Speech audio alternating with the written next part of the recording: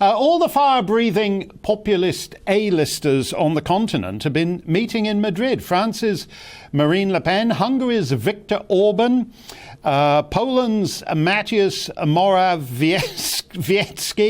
I'm so worked up I can't pronounce Polish names. They had look at this, they had a big curved table.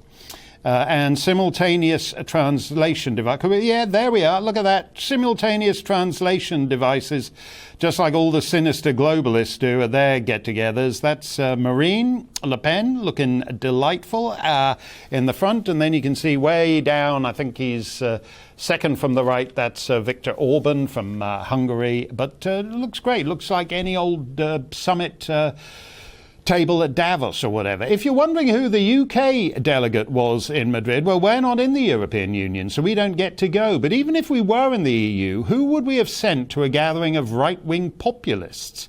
British electors vote overwhelmingly for left-wing parties. Labour, Lib Dem, SNP, Plaid Cymru, Sinn Féin. Oh, I've left one out. Which is it again? Oh, yes, the Carrie Johnson Tories. In France, by contrast, the left is on the ropes.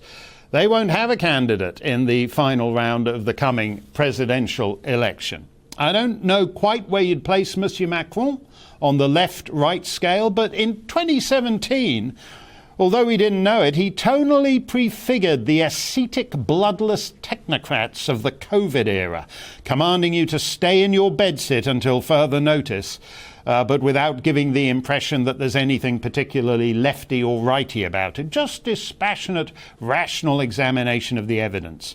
Monsieur Macron is phenomenally unpopular, but that apparently doesn't make any difference to getting through to the final round, where he'll face one of three right-wing candidates. Madame Le Pen, who is hemorrhaging supporters to Eric Zemmour, the author and media commentator. Fans of Marine are supposed to be reassured by the fact that her nonagenarian dad hasn't betrayed her.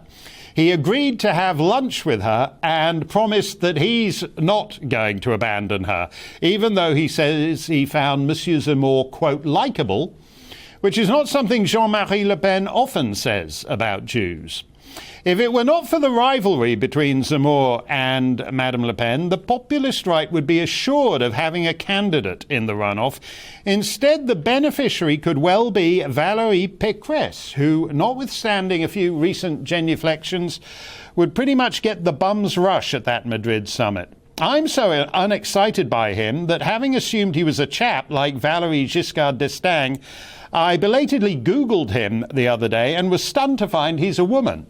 Anyway, a couple of years back, Madame Pécresse declared she was going to position herself halfway between Macron's government and what she described as right-wing aggressive opposition. I don't know what you'd call her subtle triangulation. Ineffectual opposition?